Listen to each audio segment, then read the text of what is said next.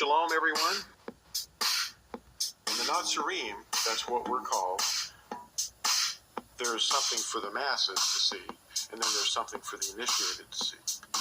It's the darkness hiding in open view.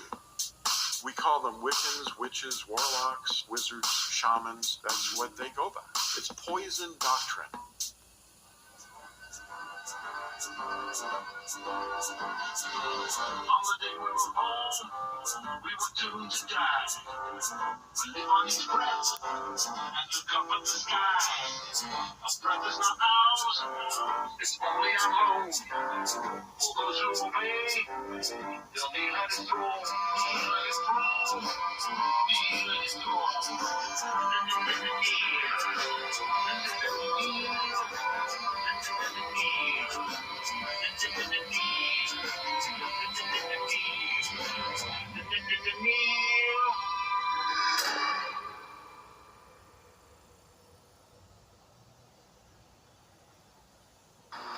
We're going to talk about death today and the signposts that we have to warn us of it.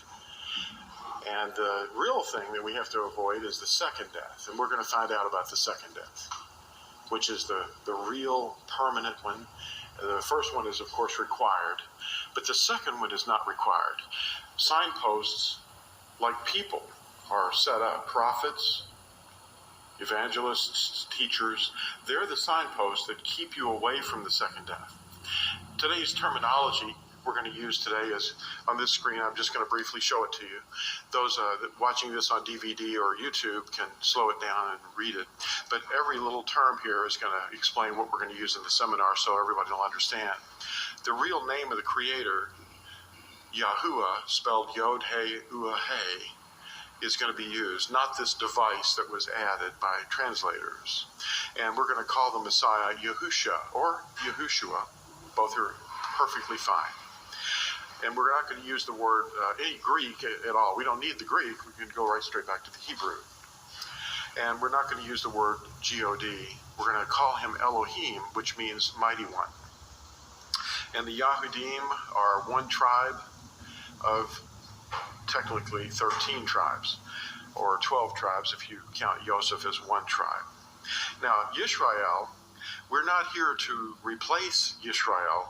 We're here to enjoin, engraft, or restore to Yisrael through the covenant. And the Nazarene, who we call ourselves from the evidence in Acts 24, verse 5, that's what we're called, because Shaul, or Paul, was called the ringleader of the sect of the Nazarene. We don't need to be called by a Greek term. But in fact, we are Nazarene, which means branches, which means the descendants of teachings of Yahuah. And it also means guardians or watchmen. So we're guarding two things primarily. We're guarding the name of the Creator, and we're guarding the covenant or Torah, which means instruction. And that's what we're going to start with after we go into the next screen. The Messiah, Yahusha, is the root, and we are the branches of his teachings. And we guard the name and the Torah. Now, by teaching Torah, that's the instructions of Yahuah, which is his character, we're teaching love. That's what it is. A man of importance once asked Yahusha this question: "What shall I do to have everlasting life?" He wasn't asking him, how can I acquire more stuff? He was asking him about the most important question: how can I avoid the second death? In Matthew 19, verse 16. In Proverbs 18, we hear the word death used, which is, a Hebrew word, muth. The Hebrew word muth gives us the idea of the cessation of life. It's death. And the Greek term and the Latin terms are not that important. But the Latin, of course, would be morte, which we get the word mortal from. So we're mortal because we are able to be killed. And the Greek term for death is thanatos, I believe it is. Thanatos. Now, in the Proverbs 18, it says, death and life are in the power of the tongue, and those loving it eat its fruit. In other words, if we speak life, we're speaking the Torah. And if we speak death, we're speaking against the Torah. In Proverbs 6, it says, for the command, or the mitzvah, is a lamp, and the Torah a light, and reproofs of discipline a way of life. The character of Yahuah is in his commandments. Now here is the retelling of the covenant, and it's actually for the scattered tribes of Israel in the last days, and it's given at Deuteronomy 5. Number 1 is, I am Yahuah your Elohim, who brought you out of the land of Mitzrayim, out of the house of bondage. You have no other mighty ones against my face. Number 2, you do not make for yourself a carved image, any likeness of which is in the heavens above, or which is in the earth beneath, or which is in the waters under the earth. You do not bow down to them, nor serve them, for I, Yahuah your Elohim, am a jealous El, visiting the crookedness of the fathers upon the children to the 3rd and 4th generations of those who hate me, but showing kindness to thousands to those who love me and guard my commands. Number 3, you do not cast the name of Yahuah your Elohim to ruin, for Yahuah does not leave him unpunished who casts his name to ruin. Now the 4th commandment, I want to see if you can find an important word that pops out of here. We're to, in the book of Revelation, it says that we are to worship him who created the heavens and the earth and the things in the earth. Now, guard the Sabbath day to set it apart as Yahuah your Elohim commanded you. 6 days you labor and shall do all your work, but the 7th day is a Sabbath of Yahuah your Elohim. You do not do any work, you nor your son, nor your daughter, nor your male servant, nor your female servant, nor your ox, nor your donkey, nor any of your cattle, nor your stranger who is within your gates, so that your male servant and your female servant rest as you do, and you shall remember that you were a slave in the land of Mitzrayim, and that Yahuah your Elohim brought you out from there by a strong hand and by an outstretched arm. Therefore Yahuah your Elohim commanded you to observe the Sabbath day. And that's a covenant sign at Ezekiel chapter 20. Number 5 is respect your father and your mother as Yahuah your Elohim has commanded you, so that your days are prolonged, and so that it is well with you on the soil which Yahuah your Elohim has given you. Number 6, you do not murder. Number 7, you do not break wedlock. Number 8, you do not steal. Number 9, you do not bear false witness against your neighbor. And number 10, you do not covet your neighbor's wife, nor do you desire your neighbor's house, his field, nor his male servant, nor his female servant, his ox, nor his donkey, or whatever belongs to your neighbor. When I was trained as a Catholic in my younger years, I didn't have these commandments in this order because they eliminated the second one, and they, the bowing of idols, and they just wiped it out. So the 3rd commandment for me was the one about the Sabbath day, and they made the 10th one into 2 in order to retain 10. Now hear, O Yisrael, Shema, that means to hear and obey.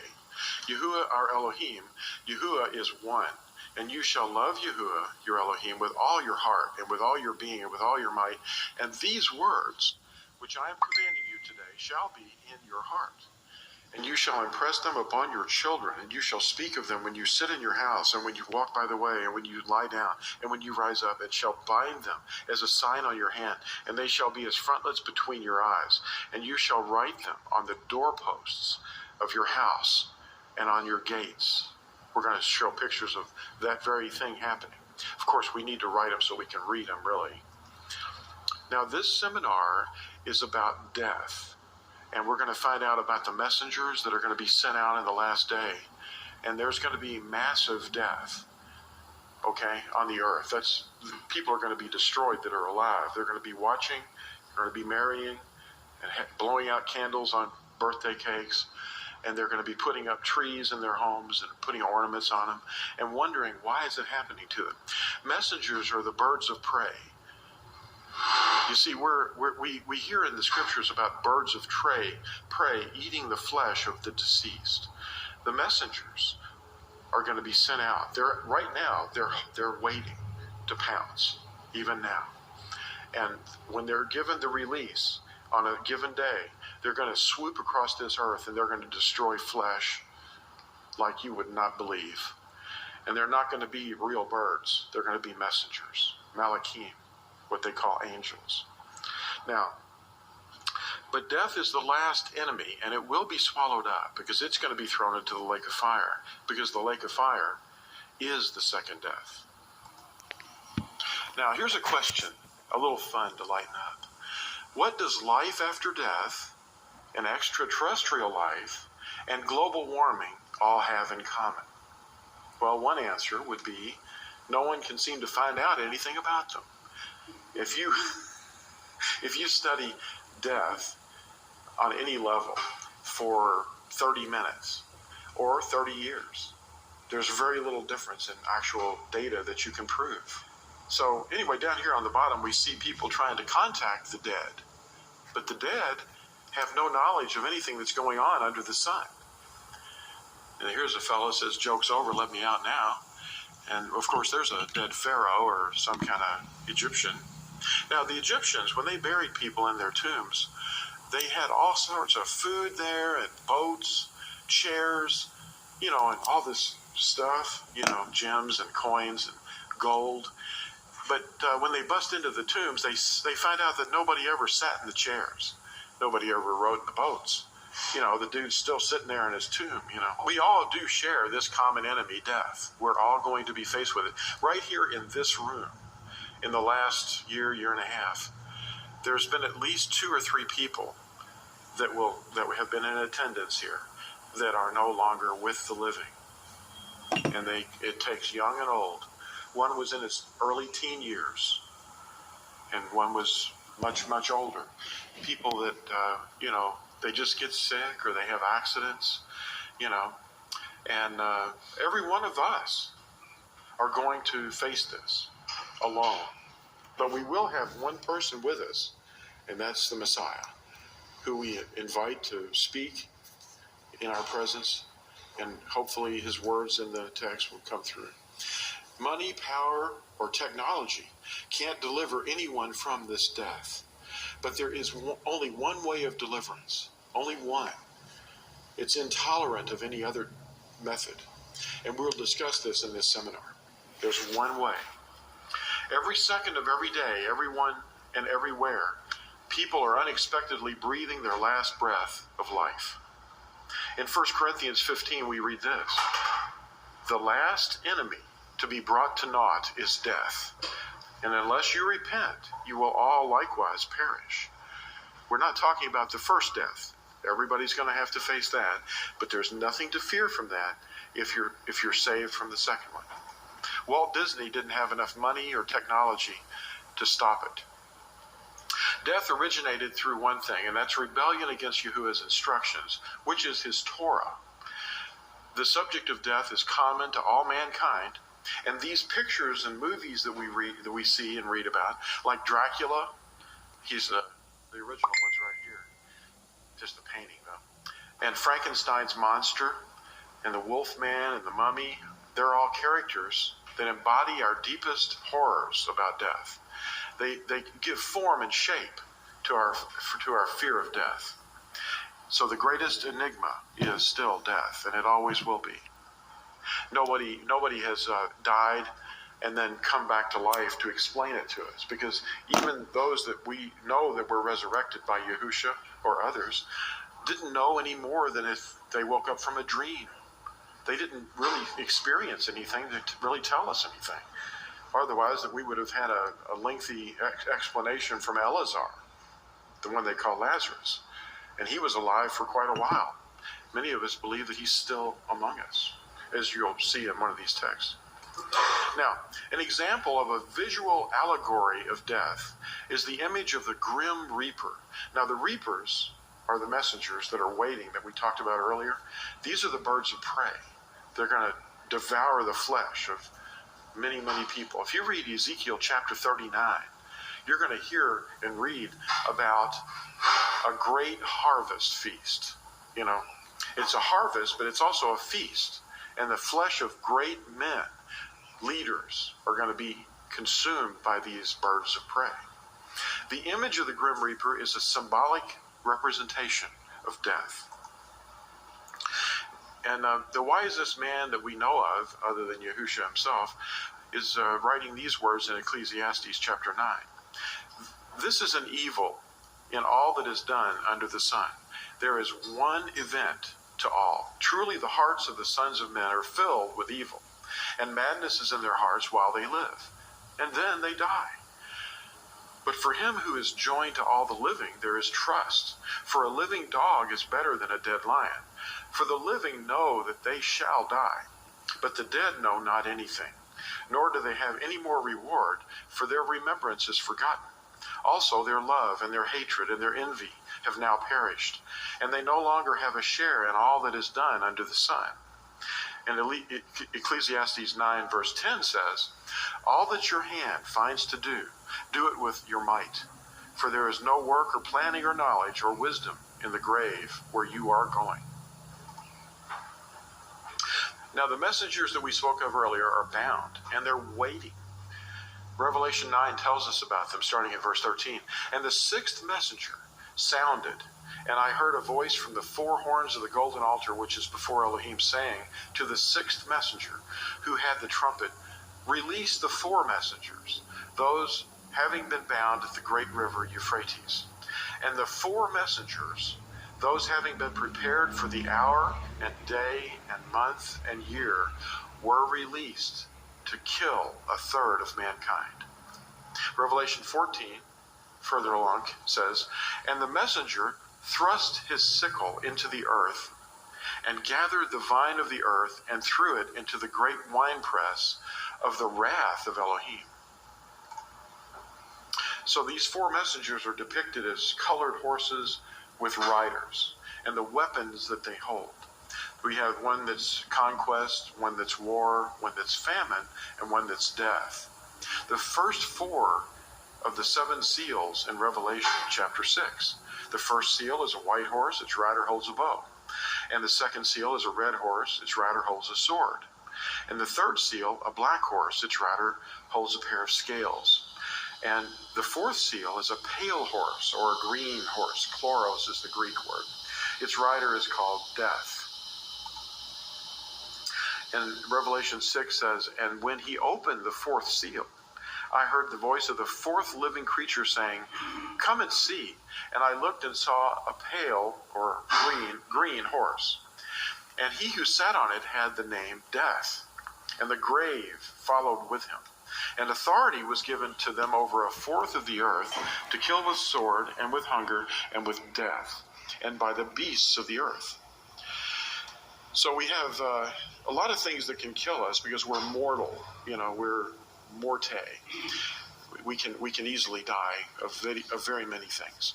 Old age, accidents, child sacrifices, abortions, wars, diseases, biowarfare, eugenics, nuclear radiation, chemical pollution, famine, wild beasts, and then the reapers themselves, which are the birds of prey. Now, the reapers. Surprise. Hi there. This is kind of going to be a big surprise for people when they see it coming. They're going to be released on the day of wrath. Matthew 13 describes it. Yahushua says, then, having sent the crowds away, Yahushua went into the house, and his taught ones came to him, saying, explain to us the parable of the darnel of the field. And he answering said to them, he's going to interpret what these symbols mean. He who is sowing the good seed is the son of Adam. That's him. Yahushua is the son of Adam. And the field is the world. And the good seed, these are the sons of the rain. And the daughters, of course. But the darnel are the sons of the wicked one, and the enemy who sowed them is the devil. And the harvest is the end of the age, and the reapers are the messengers. And the darnel then is gathered and burned in the fire. That's the first thing that happens. The first thing that happens is the darnel is gathered, not the wheat. Okay? So it shall be at the end of this age. The son of Adam shall send out his messengers, And they shall gather out of his reign all the stumbling blocks and those doing lawlessness, and shall throw them into the furnace of fire, and there shall be wailing and gnashing of teeth. Then the righteous shall shine forth as the sun in the reign of their Father. He who has ears, let him hear. So in other words, they're going to be transformed then, afterwards. They'll be protected because they're sealed.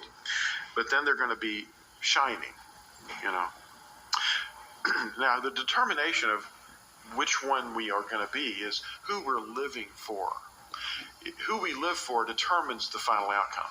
Matthew 16 says, "For whoever wishes to save his life shall lose it.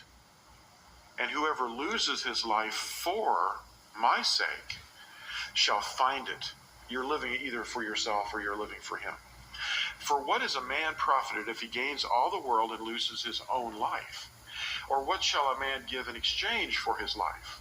For the Son of Adam is going to come in the esteem of his Father with his messengers.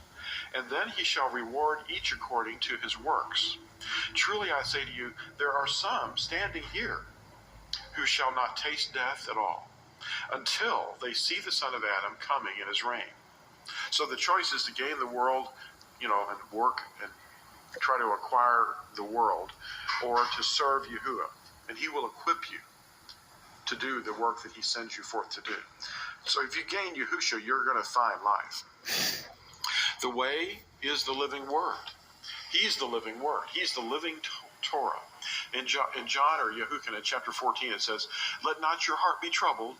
Believe in Elohim, believe also in me. In my Father's house are many staying places, and if not, I would have told you.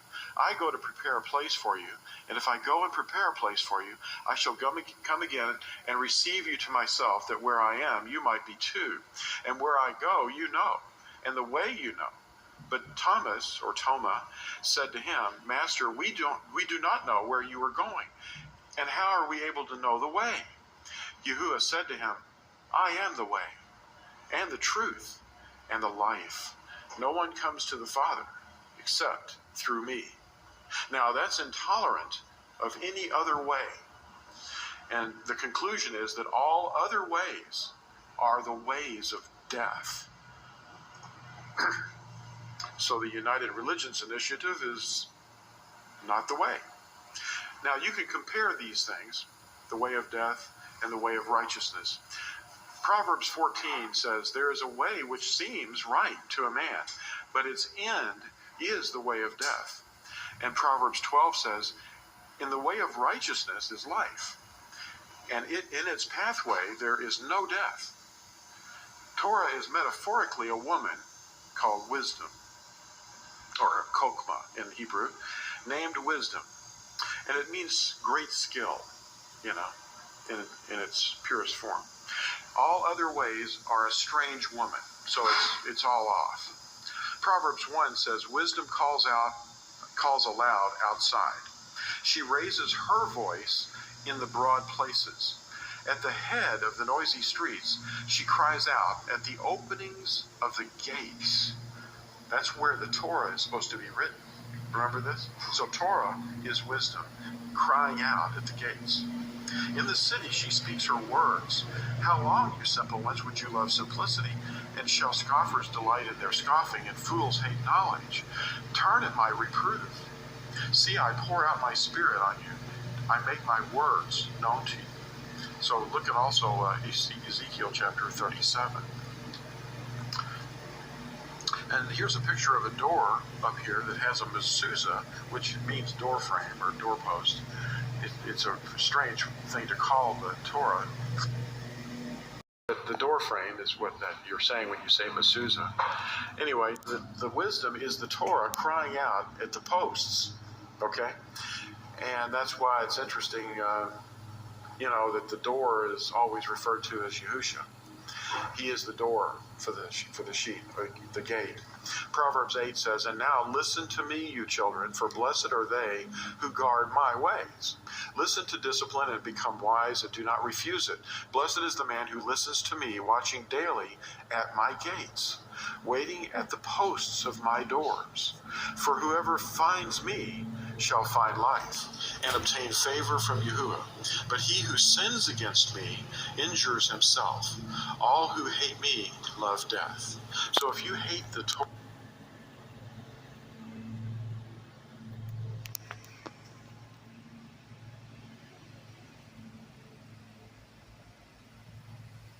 door for the sheep, the gate. Proverbs 8 says, "And now listen to me, you children, for blessed are they who guard my ways. Listen to discipline and become wise, and do not refuse it. Blessed is the man who listens to me, watching daily at my gates, waiting at the posts of my doors. For whoever finds me shall find life, and obtain favor from Yahuah. But he who sins against me injures himself. All who hate me love death." So if you hate the Torah, the instructions of Yahuah, then you also would hate Yahusha, because he brings that to you and writes it on your heart. That's the new covenant, or the renewed covenant. Deception can be propelled by our own desires. Your desires produce death and corruption, and Yahusha's desires produce life eternal. In his half-brother's writings, in James or Yahuah, chapter 1, it says, "But each one is enticed when he is drawn away by his own desires and trapped. Then, when desire has conceived, it gives birth to sin. And sin, when it has been accomplished, brings forth death." In 1 Yahuah, or 1 John 2, it says, "Because all that is in the world, the lust of the flesh, the lust of the eyes, and the pride of life, is not of the Father, but is of the world. And the world passes away, and the lust of it. But the one doing the desire of Elohim remains forever." So if you sow to the flesh, you're going to reap death. But if you sow to the Spirit, you're going to reap eternal life. So the treasure that you have to pursue is not worldly things. The treasure is Yahuah's presence, his love, and his Torah, his instructions. And those that have them, share them with others. Now, Galatians 6 says, "Do not be led astray. Elohim is not mocked, for whatever a man sows, that he shall also reap. Because he who sows to his own flesh shall reap corruption from the flesh, but he who sows to the Spirit shall reap everlasting life from the Spirit." So when you have the Torah written on your hearts and you share it with other people, you're sowing that. That goes out into the world, and it's going to be producing fruit. The remedy is deliverance. That's the thing that we have to be delivered from the second death. We're not going to be delivered from the first death unless it happens to be that Yahusha comes back while we're alive. But we will be facing the first death. The deliverance is from the second death, which is the lake of fire. Now, Hebrews 9, starting at 27, says, "And it awaits men to die once, and after this the judgment. So also the Messiah, having been offered once to bear the sins of many, shall appear a second time, apart from sin, to those waiting for him unto deliverance." We're waiting for him. We're going to say, "There he is. We have waited for you." Now, these people that are in this picture are just a sample of some of the people that you probably recognize. Christopher Reeve, Superman, Hitler, Houdini, a recent dictator, two of the Beatles, and Michael Jackson, and the Pope, and Mother Teresa, and this fellow right here, George Carlin. He was challenging Yahuah one day, when he was younger, to strike him dead if he was there. Well, he's dead now. He doesn't, immediately act. Matthew 19, it says, "And see, one came to him saying, 'Good teacher, what good shall I do to have everlasting life?' And he said to him," that's Yahusha speaking now, "Why do you call me good? No one is good except one, Elohim. But if you wish to enter into life, guard the commands." And he said to him, "Which?" And Yahusha said, "You shall not murder, you shall not commit adultery, you shall not steal, you shall not bear false witness, respect your father and your mother, and you shall love your neighbor as yourself." And the young man said to him, "All these I have watched over from my youth. What do I still lack?" Yahushua said to him, because he saw into his heart, "If you wish to be perfect, go sell what you have and give to the poor, and you shall have treasure in heaven. And come follow me." And when the young man heard the word, he went away sad because he had many possessions. The desires of his heart were wrapped up in the treasure that he owned. Matthew chapter 19 says, "And Yahushua said to his taught ones, Truly I say to you that it is hard for a rich man to enter into the reign of the heavens, but not impossible." Yisrael possesses this treasure. We're not replacing Yisrael, we're restoring people to Yisrael. And by doing that, we do it through the covenant, the Torah. We read it at the very beginning, which is our treasure. And it teaches us how to love. Matthew 6 says, "Do not lay up for yourselves treasures on earth, where moth and rust destroy and where thieves break in and steal. But lay up for yourselves treasures in heaven, where neither moth nor rust destroys and where thieves do not break in and steal. For where your treasure is, there your heart shall be also." Proverbs 2 says, "My son, if you accept my words and treasure up my commands with you, so that you make your ear attend to wisdom, incline your heart to understanding. For if you cry for discernment, lift up your voice for understanding. If you seek her as silver and search for her as hidden treasure, then you would understand the fear of Yahuah and find the knowledge of Elohim. For Yahuah gives wisdom, and out of his mouth come knowledge and understanding." Now, here's three little verses, four. And it's really interesting. Psalm 116 says, "Precious in the eyes of Yahuah is the death of his kind ones." Those mean the pious ones, the ones that have been loving him and obeying his commands. In 1 Thessalonians 4, it says, "Now, brothers, we do not wish you to be ignorant concerning those who have fallen asleep." Fallen asleep. "Lest you be sad as others who have no expectation. For if we believe that Yahushua died and rose again, so also Elohim shall bring with him those who sleep in Yahushua." And his brother James, or Jacob, says in chapter 4, "Come now, you who say, today or tomorrow, let us go and do such and such to such and such a city. Spend a year and trade and make a profit. And when you do not know of tomorrow, for what is your life? For it is a vapor that appears for a little and then disappears, instead of your saying, if the master desires, we shall live and do this or that." So if the master desires, we shall live today and do this or that. And Proverbs 11 says, "Riches do not profit in the day of wrath, but righteousness delivers from death." The sting of death is shared by those who live only for themselves. Okay, if you live for yourself, you're going to feel the sting of death without concern for others, if you don't care about other people and you're only living for yourself. So the first death is the physical death of the body, but the second death is to perish in the lake of fire. We're going to look at a little bit at those ideas right now.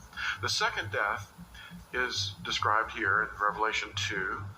"Do not be afraid of what you are about to suffer. See, the devil is about to throw some of you into prison in order to try you, and you shall have pressure 10 days. Be trustworthy until death, and I shall give you the crown of life. He who has an ear, let him hear what the Spirit says to the assemblies. He who overcomes shall by no means be harmed by the second death." So the outcome at the great white throne judgment is going to be one of two things. Either you're going to enter into the joy of your master, or you're going to find yourself consigned to the lake of fire.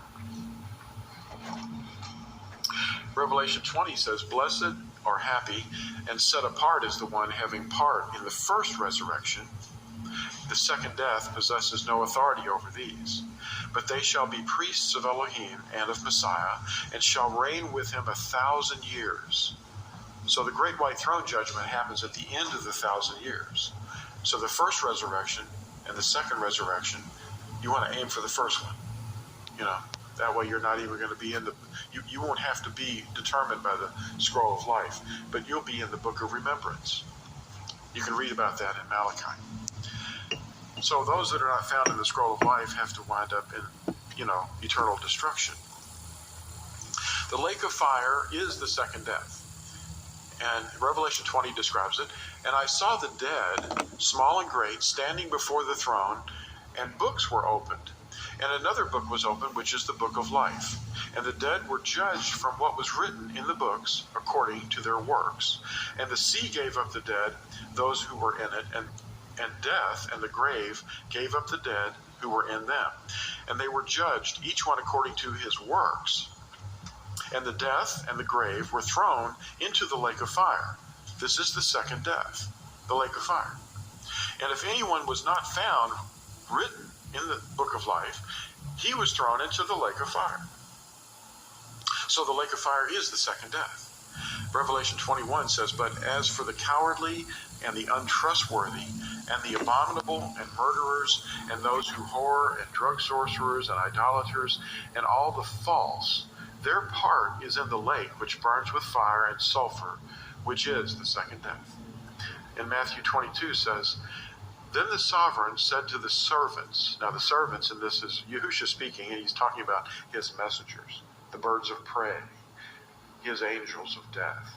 He said to his servants, bind him hand and foot, and take him away and throw him into the outer darkness, and there shall be weeping and gnashing of teeth.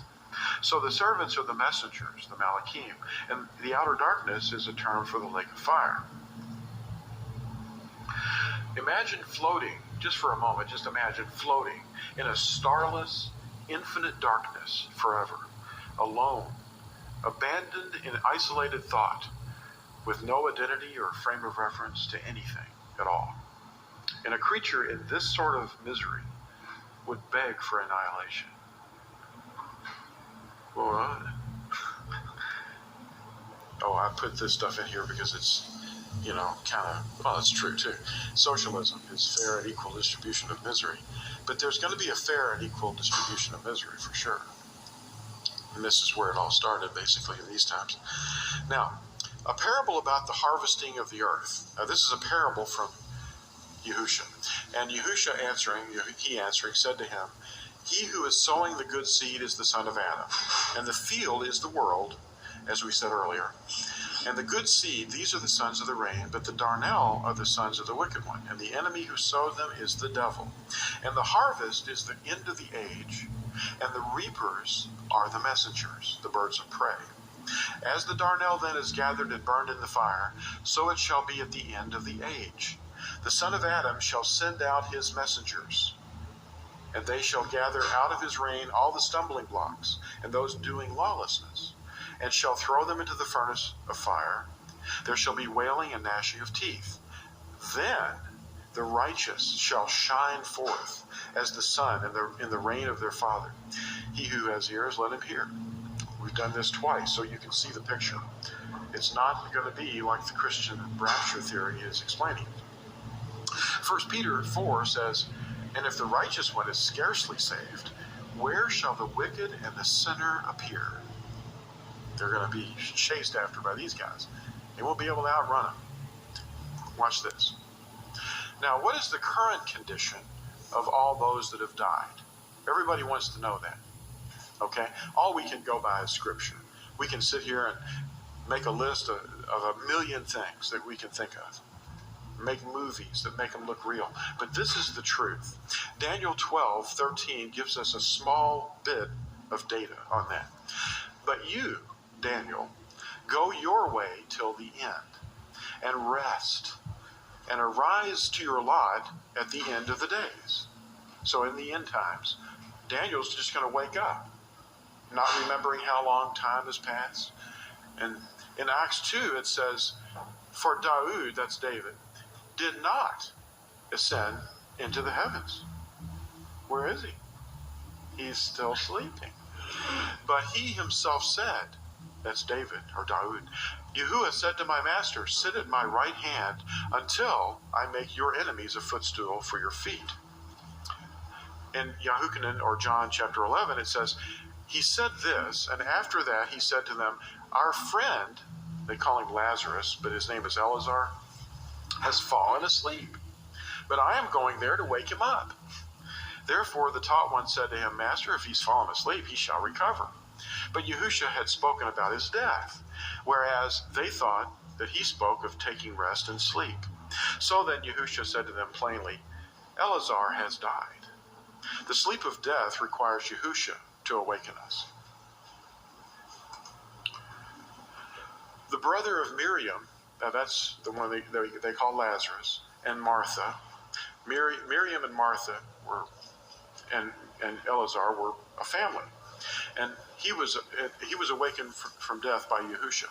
John chapter 11 continues a little bit. We're going to look at that. Martha then said to Yahushua, "Master, if you had been here, my brother would not have died. But even now I know that whatever you might ask of Elohim, Elohim shall give you." Yahushua said to her, "Your brother shall rise again." She'd seen him perform resurrections before, sick people, dead people, Anyway, she's implying, why don't you go ahead and do this? But he's been in the tomb 4 days, And Martha said to him, "I know that he shall rise again in the resurrection at the last day." Yahushua said to her, "I am the resurrection and the life. He who believes in me, though he dies, he shall live. And everyone that is living and believing in me shall never die at all. Do you believe this?" She said to him, "Yea, Master, I believe that you are the Messiah, the Son of Elohim, who is coming into the world." So her brother, Eleazar, his name actually means Elohim helps.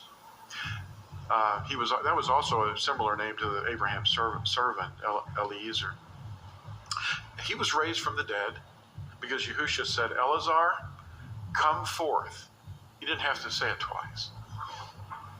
Anyway, before that happened, Yahushua's, I want to point this out, the shortest verse in all of the scriptures that I've been able to find, the shortest verse, is Yahushua, or John chapter 11, verse 35. Yahushua wept. But you know what? I don't think he was just weeping because his beloved disciple had died, the Talmud that he loved. He was dying. He was weeping for all of us, because he knew what we were facing and what he was going to face too. But he was looking forward to the second death, and he was seeing the tragedy there. That's why he's the greatest signpost of all. He's drawing all men to him to look up and look at that, what was on that pole, so that you might not die, just as the serpent was lifted in the wilderness. In John chapter 11, it says, "And he who died came out bound feet and hands with wrappings, and his face was wrapped with cloth. And Yahushua said to them, Loose him and let him go. Therefore many of the Yahudim who had come to Miriam and had seen what Yahushua did believed in him." Now the writer of this, in the book of Yahuah or John, he's actually writing about his own resurrection. Now that's pretty unusual to be saying, but he doesn't ever name himself in the book, except by a term, the disciple whom Yahushua loved. That's what the writer calls himself, all the way through the book. And the only person that's actually referring to in this entire book, the only book that this is mentioned in, as a matter of fact, is his writings, is the one that Yahushua raised from the dead. Now that's an interesting thing. Anyway, the dead, their spirits are actually alive to him. Whether we're living or dead, if we're in him, we're still alive even though we're asleep, like Daniel or Daud. Matthew 22 says, "And concerning the resurrection of the dead, have you not read what is spoken to you by Elohim, saying, I am the Elohim of Abraham, and the Elohim of Yishak, and the Elohim of Yaakov. Elohim is not the Elohim of the dead, but of the living." Death is to be swallowed up in life, so the solution is in receiving the water of life. Because, without the water of life, we're dead in our sins. But we're going to have to first look at some dry bones. We've read Ezekiel chapter 37 enough, and we've seen these dry bones. It's talking about the Israelites that went, well, mostly all of Israel, but the dead bones that he's going to speak to in the last day to say, come out, come forth. So it relates to Eleazar's resurrection too. But there's a place for the dry bones of the dead that we call ossuaries. We put them in boxes, or in some cases entire buildings are dedicated as ossuaries. And there's one particular one in Sedlik in the Czech Republic, which is actually it's kind of ghastly. They've got all these bones in there, and the bones and the skulls and all have been stripped of their flesh, okay? And we're going to look at how that was done just a little bit. So the ossuary is from the Latin word root os, which means it means bone in Latin. Ossuary is a bone box. And here's Bones down here, the doctor from Star Trek. He's saying, it's a bone house, Jim. They're all dead. Those of you that are old enough know about that. Anyway, there's photographs of these things, and there's many, many places where the ancients, the Catholics, have got a whole bunch of them down in the Vatican. So ossuaries are sometimes called bone boxes, but they're actually mimicking a granary. They're actually depicted. A lot of people don't know this, but when the first century Yahudim started making little ossuary boxes for bones, they were depicting granaries, because there was a verse here in John chapter 12 where Yahuah speaks of a similarity between the dead, the seed, and the resurrection. It says, and Yahuah answering them, saying, the hour has come for the son of Adam to be esteemed. Truly, truly, I say to you, unless a grain of wheat falls into the ground and dies, it remains alone. But if it dies, it bears much fruit. In other words, when it's planted in the ground, then it starts to grow, and it bears much fruit, more than just itself. In Genesis 50, this is about Yusuf, or Joseph. And Joseph made the children of Israel swear. He was about 110 years old. And he says, Elohim shall certainly visit you, speaking probably of Yahuah, and shall bring up, and you shall bring up my bones from here. And Joseph died, being 110 years old, and they embalmed him, and he was placed in a coffin in Mizraim. And they did carry his bones back with them when they left in the Exodus. Now, how did they manage the remains? When a person died, what did they do? In the Chalcolithic period, that's what they call it, and they call the people the Chalcolithic people, but this is long before Israel received the covenant or went into the land. 1,000 years before the Israelites went into the land from the Exodus. These people that we don't even know much about them. We don't even know what to name them. But they did this. They had these practices. And this is just a technical drawing of what they did. The outer walls were 30 feet high, roughly. And there were like 4 walls, and each one successively was smaller and smaller and smaller. And birds of prey, vultures and eagles, which are vultures, would fill up these walls, and they would put a body down in the middle of this on a big stone. And the Chalcolithic people would go in, and they placed this body in there, and there were probably birds standing all around waiting to get at it. And in an hour and a half, about 90 minutes, they would have picked every bit off of the bones. And that's the way they did it. And then they took the bones and they put them in a box. Some with it looked like a granary. It looked like a little storage facility. It didn't look like a house so much as it did a granary. Now, the thing that's interesting here, this place is called Rogam. Actually, Rogam Hiri, which are Hebrew words. Rogam is a word that means a cairn, which is I guess an old English word or whatever. It means a circle. of stones. Anyway, they built this 1,000 years before the Exodus from Mitzrayim.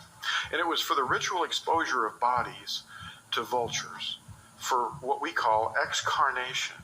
Not incarnation, but excarnation. Anyway, the vultures would just sit on these things. And this thing was about 500 feet wide, or even a little more, give or take. Anyway, this particular one that I'm going to show you a picture of the ruins is located about 10 miles from the northern edge on the eastern side of the Sea of Galilee. So you got the Sea of Galilee, and at the northern edge, about 10 miles over, is this site. I'm going to show it to you. I'm giving credit for this research to Rami Arav. This was published, in the November-December 2011 BAR. So here's a picture of this site that they excarnated these bodies. And they estimate the size of the walls based on the foundations. And they realized that the vultures on the outer walls would have a clear view of the body that's laying there. So eaten by birds is actually a dishonor to Israelites. But they considered, these Chalcolithic people considered vultures in a different way than we do today, and certainly from Israel. They thought it was a special thing to be eaten by birds, because that was like being that's like being buried in the sky, because the birds would eat you and then they carry you into the sky. How nuts is that? Anyway, here's what Yahuah's point of view is this. Yahuah sees the eaten by birds as a bad thing. Deuteronomy 28, starting at verse 25, says, Yahuah causes you to be defeated before your enemies. He's listing the curses here. You go one way against them and flee 7 ways before them, and you shall become a horror to all the reigns of the earth, and your carcasses shall be food for all the birds of the heavens and the beasts of the earth, with no one to frighten them away. Now this is one of my favorite verses. It was spoken to the giant Goliath, okay, in 1 Samuel 17. But Daud said to the Philistine, you come to me with a sword and with a spear and with a javelin, but I come to you in the name of Yahuah of armies, the Elohim of the armies of Israel, whom you have reproached. This day Yahuah shall deliver you into my hand, and I shall smite you and take your head from you, and give the carcasses of the camp of the Philistines today to the birds of the heavens and the wild beasts of the earth, so that all the earth know that Elohim is for Israel, and all this assembly know that Yahuah does not save by sword or with sword and spear. For the battle belongs to Yahuah, and he shall give you into our hands. Wow. Ezekiel 37 talks about the joining of the two houses, and this kind of relates too.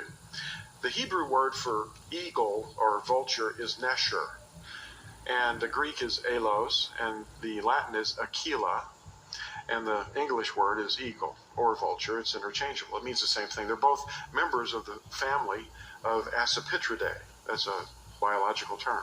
Ezekiel 37:4 says, again he said to me, prophesy to these bones, and you shall say to them, O dry bones, hear the word of Yahuah. Well, we know, because we've been trained by what we know. What is the word of Yahuah? Well, we read it at the beginning of the seminar. Son of man, would these bones live? Ezekiel 37:13 says, and you shall know that I am Yahuah, when I open your graves, O my people, and bring you up from your graves, and I shall put my spirit in you, and you shall live. And I shall settle you in your own land, and you shall know that I, Yahuah, have spoken, and I have done it, declares Yahuah. Now, Yahusha is a well. He's a lot of things, but this is really interesting. He's a well of living waters. And we remember the woman at the well, which was an emblem of the lost tribes in captivity. In John chapter 4, Yahusha answering and said to her, if you knew the gift of Elohim And who it is that says to you, 'Give me to drink,' you would have asked him, and he would have given you living water." The woman said to him, "Master, you have no vessel, and the well is deep. From where then do you have living water? Are you greater than our father Yaakov, who gave us the well, and drank from it himself, and his sons, and his cattle?" Yahushua answered and said to her, "Everyone drinking of this water shall thirst again, but whoever drinks of the water I shall give him shall certainly never thirst. And the water that I shall give him shall become in him a fountain of water, springing up to everlasting life." Now, men's religions cannot hold water because it's man-made. Their cisterns are cracked. They're defective. Because, reading Jeremiah 2 says, "Has a nation changed its mighty ones, which are not mighty ones? But my people have changed my esteem for that which does not profit. Be amazed, O heavens, at this, and be frightened, and be utterly dried up, declares Yahuah. For my people have done two evils. First, they eliminated his name, which is his identity. And second, they made up their own traditions instead of following his. To hew out for themselves cisterns, they've forsaken me." That's what it says.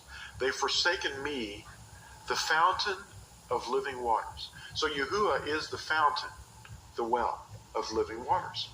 And they've done a second thing. They've hewn out for themselves cisterns. In other words, their own wells. And they're cracked cisterns which do not hold water. So they deny his identity. That's his name, which is what we defend and guard as Nazarene. And they've made up their own rules to live by, which we guard is his Torah. That's really important to see. Now, who or what is living water? The answer is Yahuah. He already told us. Now, in Jeremiah 17, a little later, he says this, "O Yahuah, the expectation of Yisrael. All who forsake you are put to shame. Those who depart from me shall be written in the earth, because they have forsaken Yahuah, the fountain of living waters." Now, Yahushua is the deliverer that we are waiting for. In Yeshayahu, or Isaiah 25, he shall swallow up death forever. And the Master Yahuah shall wipe away tears from all faces and take away the reproach of his people from all the earth. For Yahuah has spoken, and it shall be said in that day, "See, this is our Elohim. We have waited for him, and he saves us." Who do you think that is? This is Yahuah. We have waited for him. Let us be glad and rejoice in his deliverance. "If you had known me," and he says in John 14, "you would have known my Father too. From now on, you know him and have seen him." People are coming to an understanding, and the grumblers are receiving instruction. Now, in Yeshayahu 29, it says, "In that day, the deaf shall hear the words of the book, and the eyes of the blind shall see out of gloom and out of darkness. And the meek ones shall increase their joy in Yahuah, and the poor among men rejoice in the set-apart one of Yisrael. For the ruthless one is brought to naught, the scorner is consumed, and all who watch for evil shall be cut off. Those who make a man to sin in a word, and lay a snare for him who reproves in the gate, and turn away the righteous with empty reasoning. Now, therefore, thus said Yahuah, who ransomed Abraham, concerning the house of Yaakov, Yaakov is no longer put to shame, no longer does his face grow pale. For when he sees his children, the work of my hands in his midst, they shall set apart my name, and set apart the set-apart one of Yaakov, and fear the Elohim of Israel. Those who went astray in spirit shall come to understanding, and the grumblers will accept instruction." We of the covenant call to those who sit in darkness from the prison house. In other words, they're imprisoned by their own false understandings and beliefs. Isaiah, or Yeshayahu 42 says, "I, Yahuah, have called you in righteousness, and I take hold of your hand and guard you, and give you for a covenant to a people, for a light to the Gentiles, to open blind eyes, to bring out prisoners from the prison, those who sit in darkness from the prison house. I am Yahuah, that is my name, and my esteem I do not give to another. nor my praise to idols. And we're waiting for Yahushua. Now, 2 Corinthians 10 says, for though we walk in the flesh, we do not fight according to the flesh, for the weapons we fight with are not fleshly, but mighty in Elohim for overthrowing strongholds, overthrowing reasonings, and every high matter that exalts itself against the knowledge of Elohim, taking captive every thought to make it obedient to the Messiah, and being ready to punish all disobedience when your obedience is complete. So his Spirit is being poured out into men and women all over the earth. And receiving his Spirit is actually receiving life. Mark 16 says, later he appeared to the 11 as they sat at the table, and he reproached their unbelief and hardness of heart, because they did not believe those who had seen him after he was raised. So he's resurrected at this point. And he said to them, go into all the world and proclaim the good news to every creature. And he who has believed and has been immersed shall be saved, but he who has not believed shall be condemned. And in Yahuah can enter John chapter 20, it says, and having said this, he showed them his hands and his side, and the taught ones therefore rejoiced when they saw the Master. Then Yahushua said to them again, peace to you. As the Father has sent me, I also send you. And having said this, he breathed on them and said to them, receive the set-apart Spirit. Now, this is the closing of the seminar, but I wanted to read this important psalm to you, because this is something that you will have to face, and I want you to remember this on the day that you're dying. Okay? This is very important, because the shadow of death is what this seminar is really about. And you have someone with you. Okay? Yahuah Roi is the first words in the psalm. And it says, Yahuah, my shepherd, is with us in the valley of the shadow of death. Psalm 23, verse 1 through 6. Yahuah is my shepherd. I do not lack. He makes me to lie down in green pastures. He leads me beside still waters. He turns back my being. He leads me in paths of righteousness for his name's sake. When I walk through the valley of the shadow of death, I fear no evil, for you are with me. Your rod and your staff, they comfort me. You spread before me a table in the face of my enemies, and you have anointed my head with oil. My cup runs over. Only goodness and kindness follow me all the days of my life. And I shall dwell in the house of you to the length of days. That's so emotional for me. We need to remember that. Praise Yahuah. He's with us. Now, our commission as Nazarene, and it's our order to teach righteousness to the people who are lost and dying. Matthew 28 says, therefore, go and make taught ones of all the nations, immersing them in the name of the Father and of the Son and of the set-apart Spirit, teaching them to guard all that I have commanded you.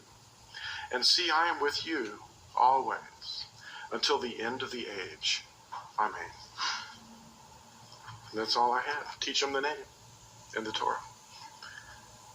Praise Yahuah. Baruch haba b'shem Yahuah. Blessed is the one who comes in the name of Yahuah.